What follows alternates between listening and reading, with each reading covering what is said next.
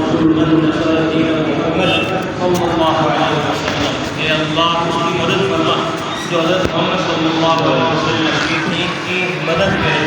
وَاخْذُلْ مَنْ قَدَرَ دِينَ محمد صلی اللہ علیہ وسلم، اور اس کو بے یار و مددگار چھوڑ دے جو حضرت محمد صلی اللہ علیہ وسلم کے دین کی مدد نہ کرے۔ مولانا ریاض صاحب نے بیمار کی نماز نہیں پڑھائی، سب میں نماز پڑھ رہے تھے، دوسرے کسی آدمی نے نماز پڑھائی تو اس میں بھی وہی دعا کرتے مولانا ریاض صاحب کرتے تھے۔ تو مولانا ریاض صاحب نے ایک دم گردن آگے کی سب سے اور کہا بھائیو ذرا غور کرو اس دعا پر غور کرو، یہ دعا ہمارے لیے دعا ہے یا یہ دعا ہمارے لیے بد دعا ہے؟ اگر ہم حضرت محمد صلی اللہ علیہ وسلم کے دین کی مدد کر رہے ہیں پھر تو حضرت محمد صلی اللہ علیہ وسلم کی یہ دعا ہمارے لیے دعا ہے، اور اگر ہم حضرت محمد صلی اللہ علیہ وسلم کے دین کی مدد نہیں کر رہے تو پھر یہ ہمارے حق میں بد دعا ہے۔ جب نبی کی بد دعا ہمیں لگ جائے گی تو پھر ہم کہاں جائیں گے؟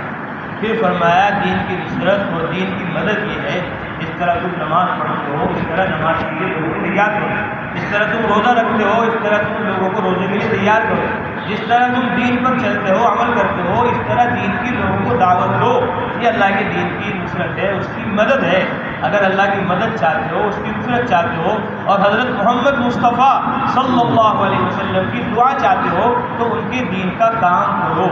آج ہم کہتے ہیں مولوی صاحب دعا کر دو، امام صاحب دعا کر دو، حضرت جی پیر صاحب دعا کر دو۔ ارے ہمارے تمہارے لیے تو امام الانبیاء حضرت محمد مصطفیٰ صلی اللہ علیہ وسلم ہزاروں دعائیں کر کے چلے گئے، ان میں سے ایک دعا یہ بھی ہے نذر اللہ امرأً،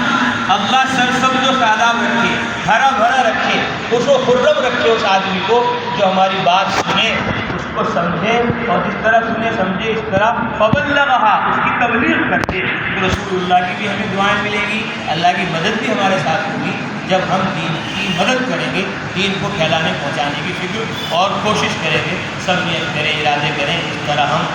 جمعے میں آ گئے، اسی طرح انشاءاللہ اثر میں کریں گے، اور صرف آئیں گے نہیں، سارے محلے والوں کو لانے کی فکر کوشش کریں گے، گھر میں بھی عبادت کا دعوت کا ماحول قائم کریں گے، پھر اللہ کی مدد آئے گی، پھر اللہ کی نصرت آئے گی، پھر کوئی ہماری مسجد کی طرف، ہمارے خانقاہ کی طرف اور ہمارے قبرستانوں کی طرف، ہمارے اوقاف کی طرف کوئی نگاہ نہیں بڑھا سکتا۔ جب ہم نے ان کو آباد کرنا چھوڑ دیا تو پھر غیروں کی نگاہ ان پر پڑ گئی۔ اس لیے ہم سب نیت کریں، ارادے کریں کہ انشاءاللہ ہم سب پورے دین پر چلیں گے اور پورے دین کو سارے عالم میں پھیلائیں گے، پہنچائیں گے۔ اللہ تعالیٰ سب کو سمجھ عطا فرمائے اور دین کے کام میں لگنے کی اور سارے عالم کو لگانے کی توفیق عطا فرمائے۔ آج صبح ہم لوگ گئے، وہاں مہاراشٹر کی جماعت آئی ہوئی ہے، لکھنؤ کی بھی مستورات کی عورتوں کی جماعت اتنا لمبا سفر کر کے 40 دن کے لیے یہاں آئے۔ اس میں ایک امام صاحب بھی ہیں، حافظ بھی ہیں، عالم بھی ہیں، اور مسجد کے اندر امام ہے پونا کے اندر، وہ اپنی بیوی کو لے کر رات گزارنے یہاں آئے۔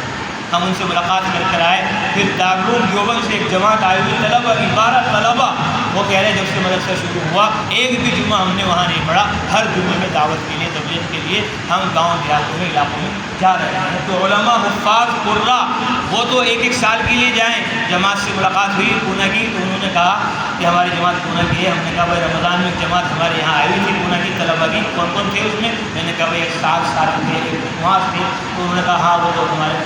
جانکار لوگ ہیں۔ ان کے مدرسے کے جو محتمم ہیں مولانا جعفر صاحب، انہوں نے 1 سال یہاں ہندوستان میں لگایا تبلیغ میں، دوسرا سال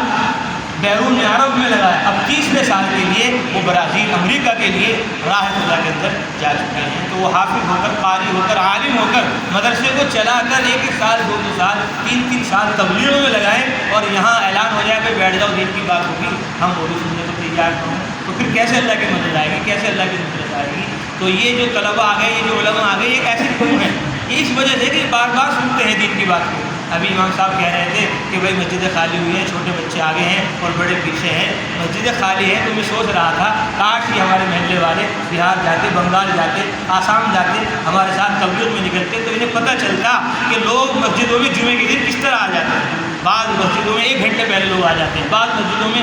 2 گھنٹے پہلے لوگ آ جاتے ہیں، آدھا گھنٹہ تو کہیں گیا ہی نہیں، آدھے گھنٹے پہلے مسجد پوری بھر جاتی ہے، پھر اس کے بعد بیان ہوتا ہے، تقریر ہوتی ہے، پھر اس کے بعد خطبے کی اذان ہوتی ہے، پھر خطبہ ہوتا ہے، گھنٹوں پہلے لوگ بات سننے کے لیے آ جاتے ہیں مسجدوں میں، سننے کا ان کو اتنا شوق ہے۔ اللہ کرے وہ شوق و ذوق ہمیں بھی ہو جائے، اللہ تعالیٰ ہم سب کو سمجھنے کی اور سارے عالم کو سمجھانے کی توفیق نصیب